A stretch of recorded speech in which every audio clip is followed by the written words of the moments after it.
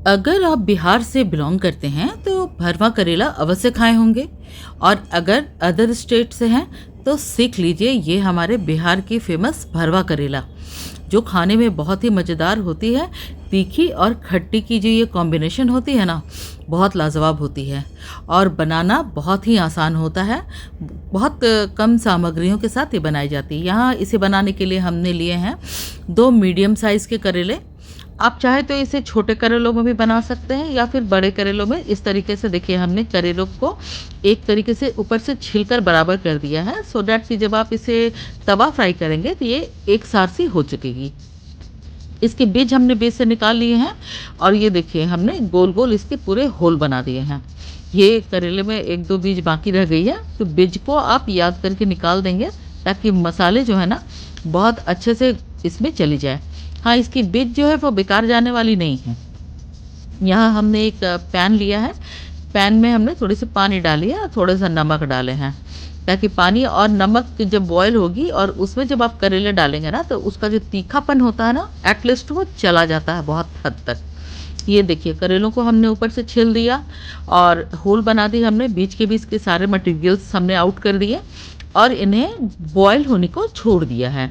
यहाँ एक सूखी कढ़ाई या पैन हम लिए हैं। इसमें कुछ मसाले हैं, जैसे देखिए पीली सरसों है, आप काली भी ले सकते हैं, खड़ी धनिया है और सूखी लाल मिर्च है, और थोड़े से हमने लहसुन को पील करके इसकी हमने बीज अलग कर दिए हैं। और यहाँ हमने 2 मीडियम साइज़ के प्याज को पतले पतले पीसेस में काट लिया है। तो मीडियम भी रहेगी चलेगी, और बड़ी रहेगी तो आप एक लेंगे अंदाज से।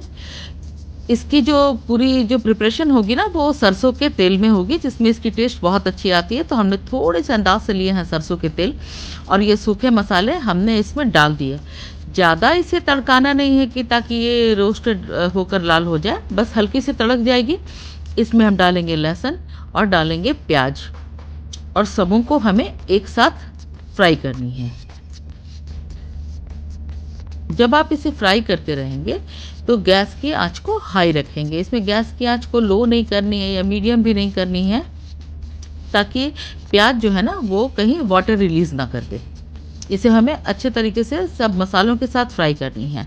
एक साथ प्याज, लहसुन और सूखे मसाले सभी एक साथ फ्राई होंगे तो ये हमें मसाला बनाने में बहुत इसमें लाभदायक रहेगी। देखिए, गैस की फ्लेम को भी मैंने हाई रखा है और ये हमारे मसाले जो है फ्राई हो रहे हैं।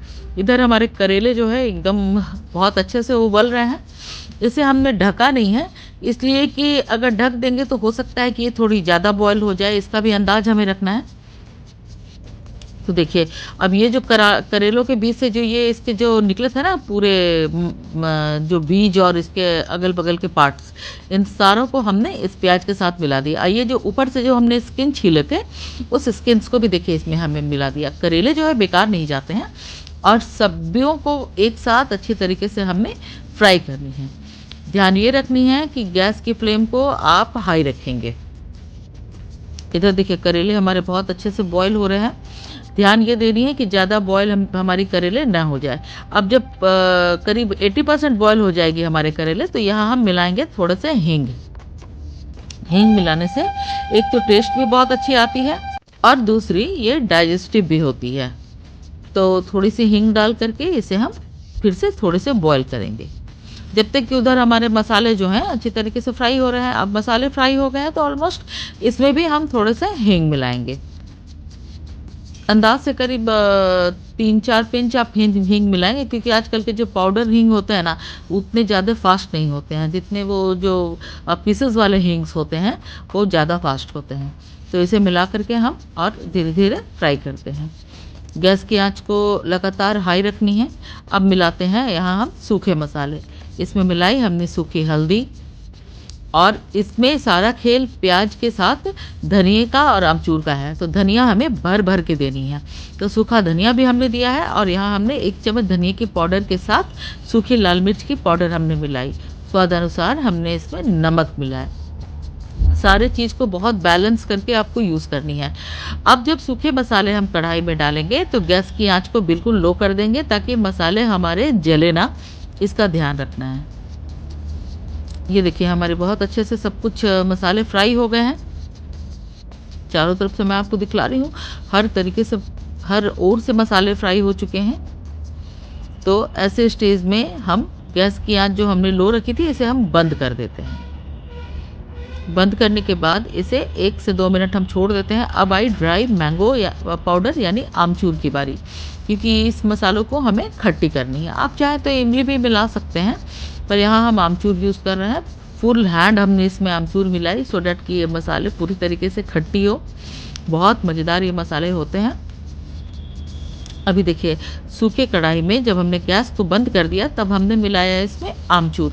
ये सब स्टेज को याद रखनी है। इसके बाद जब ये हमारे मसाले अच्छे तरीके से ठंडे हो गए हैं और इधर देखिए हमारे करेले भी जो है ना वो पूरे रेडी हो गए हैं। जितना हमें उबालना था उतना हमने उबाल लिया, ज़्यादा हमें नहीं उबालनी है कि करेले एकदम मुलायम होकर के पचक जाए।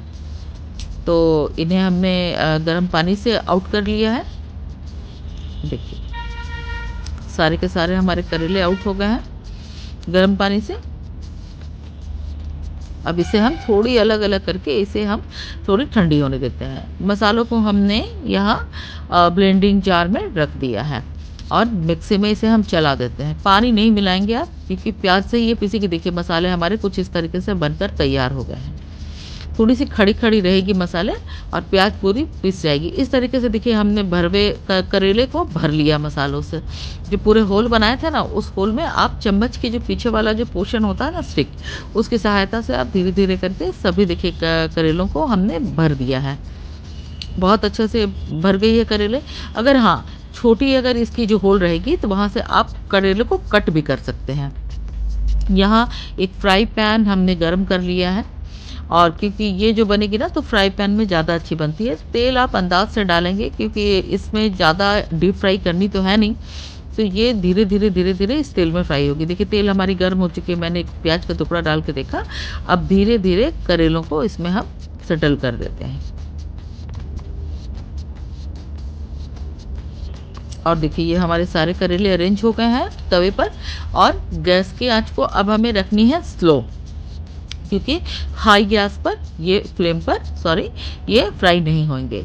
और धीरे धीरे ये जो तेल बीच की जो गर्म है ना, इसे आप करेले के ऊपर वाले पोर्शन पर थोड़े थोड़े दे देंगे ताकि दोनों साइड से ये पकनी शुरू हो जाए अच्छी तरीके से। गर्म तेल ऊपर से जाएगी ना तो इसके स्किन एब्जॉर्ब करेंगे और ऊपर से भी कुकिंग इसकी स्टार्ट हो जाएगी।